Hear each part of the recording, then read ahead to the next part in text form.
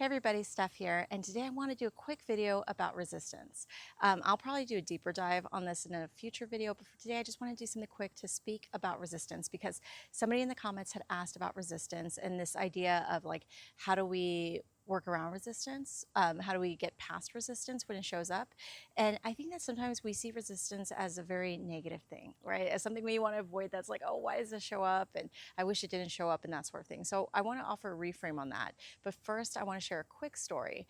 I remember hearing Mr. Rogers talk about kids getting shots at the doctor's office, you know, shots in order to make them better, to get them healthier, that sort of thing.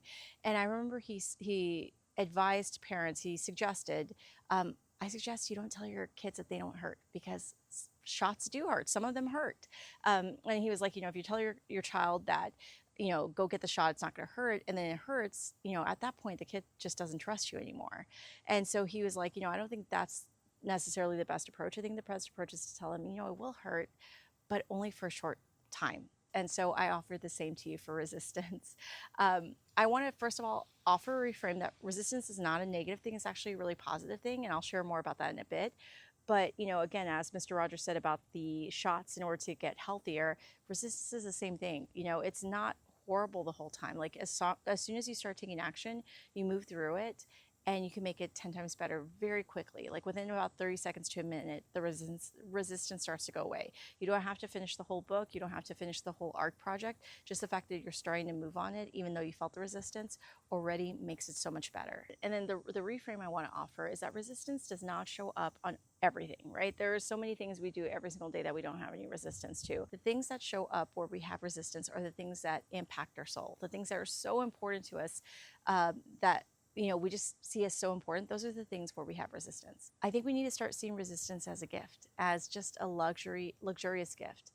There are so many people that live their entire lives who never get to work on anything that's meaningful to them, that they see as meaningful, that they see as impactful. There are so many people that live their whole lives that have those projects that they want to work on, those dreams they want to pursue that they never take any action on.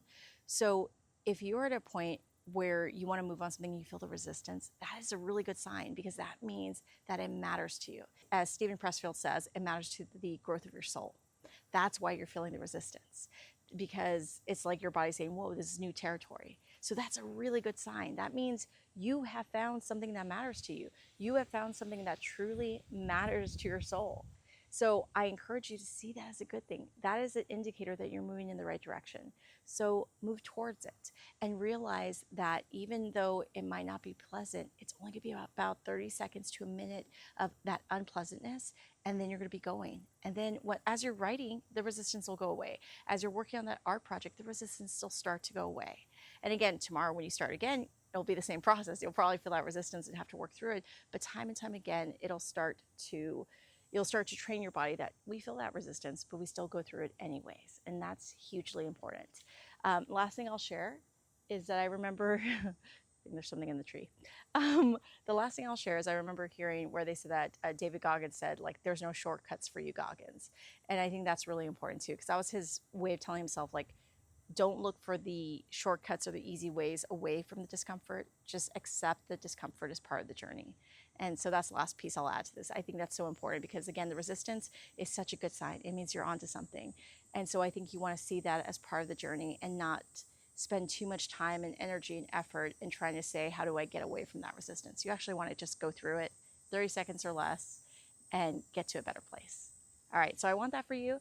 Let me know in the comments if you agree or if there's another take you have on resistance or any other questions you have, anything else you want me to dig into. This is part of my journey of doing 125 days of posting on YouTube, posting 125 videos on YouTube in 125 days.